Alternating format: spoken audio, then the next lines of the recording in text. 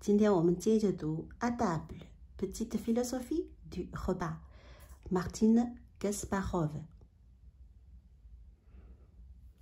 Doudou. 第4章 Les plaisirs de la table. Étrange repas qui divise et rassemble, sépare et unissent. Le plus étonnant, c'est ce qu'on est capable de dépenser sans compter pour organiser un repas de fête. Dépenser de l'argent, mais aussi du temps et de l'énergie. Il faut sélectionner les aliments, ne retenir que les meilleurs produits, frais et savoureux. Prendre le temps de les préparer, de les couper, de les saisir et de les faire mariner, suer, mijoter, rissoler, mitonner.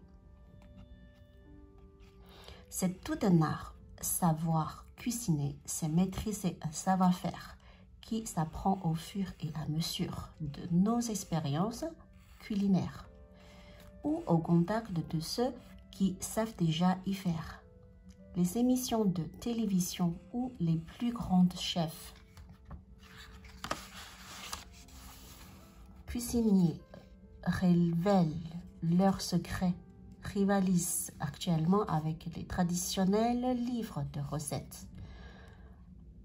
Un repas réussi est celui qui sait allier le bon et le beau, qui est capable de susciter un émerveillement tout à la fois gustatif et visuel. Qui est capable de susciter un émerveillement tout à la fois gustatif et visuel. Le festin devient alors spectacle véritable. Le festin devient alors spectacle véritable, mise en scène du plaisir de manger.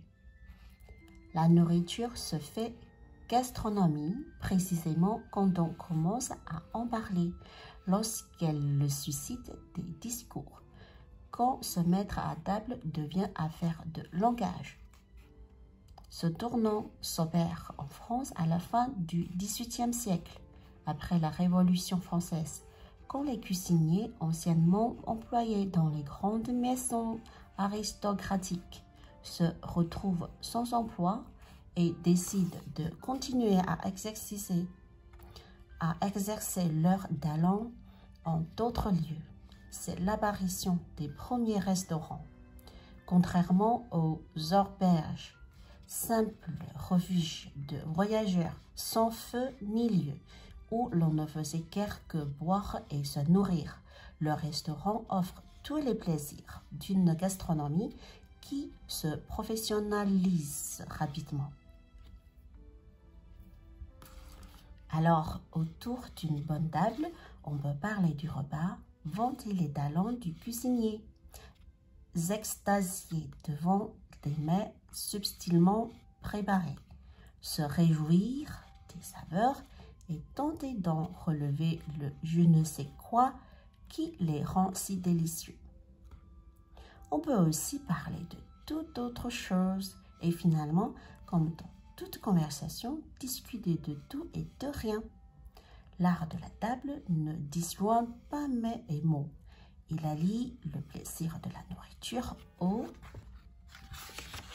plaisir de la parole. La table crée un cercle dans lequel les convives se livrent à des bavardages libres et vagabonds ou à des discussions plus graves ou plus sérieuses, à des jeux de regard, d'esprit, d'amitié ou de séduction, mais toujours avec délectation. Mais toujours avec la délectation d'une parole qui sait qu'elle s'élève au-delà de la simple satisfaction d'un besoin naturel et d'animal.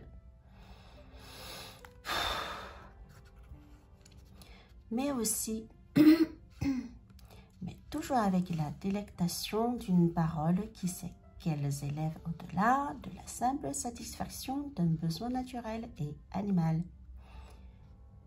Les propos peuvent d'ailleurs se faire plus profonds voire philosophiques.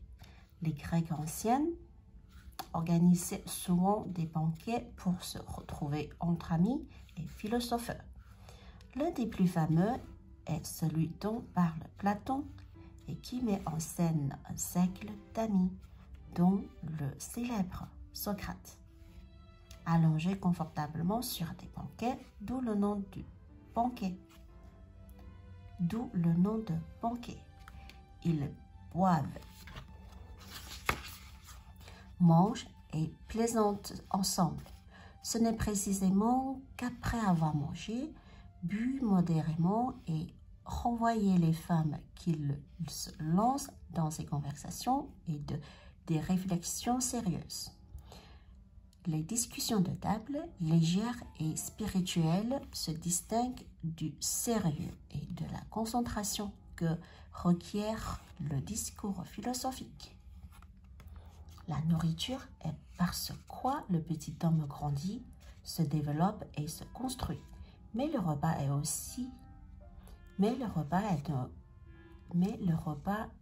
une destruction. Mais le repas est aussi une détruction. Consommer, c'est consumer.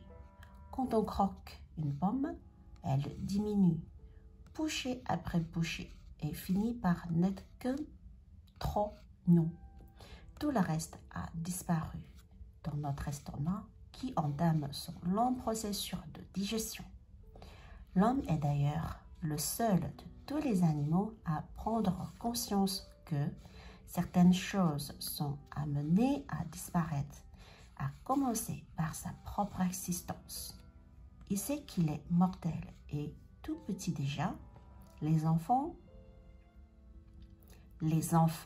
ressentent inconsciemment cette peur de disparaître, de ne plus exister, de mourir, d'être littéralement avalé. Les contes illustrent bien cette contrainte, comme le petit chaperon rouge englouti par le loup ou Hansel et Gretel que la vilaine sorcière projette de dévorer. Ils nous rappellent la menace constante de la mort qui plane sur nous, mais ils nous apprennent aussi à nous en défendre et à prendre des repères dans le monde extérieur. À comprendre que l'on peut trouver des chemins pour nous construire. Finalement, le petit chaperon rouge est sauvé par les chasseurs et Hansel et Gretel retrouvent leur maison. Ces contes incitent à réfléchir et invitent le petit homme à trouver en lui-même les ressources nécessaires à son existence. Le repas exprime aussi les multiples aspects de notre condition humaine, notre rapport aux besoins, aux désirs, au temps, aux autres, à la société, à la religion, à la vie et à la mort. Il nous invite également à réfléchir sur nous-mêmes et peut-être à mieux nous connaître. En ce sens, Brillat Savarin n'avait-il pas raison de dire « Dis-moi ce que tu manges et je te dirai qui tu es。”好啦，这本书我们到目前为止就全部读完了。我也做了一个很好的锻炼。这本书到目前为止就全部读完了。我是第一次对着镜头读一本书，其中肯定有不少的不连贯呀，读得有点上气不接下气。但对于我来说，这起码是一个开始，是一个尝试。我喜欢读书，读出来读法语，所以我希望以后能够继续。加油吧，妹妹！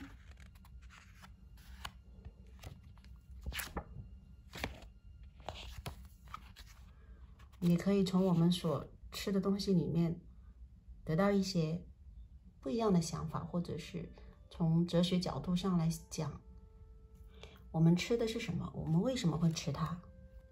这个就仁者见仁，智者见智，留给大家好好思考啦。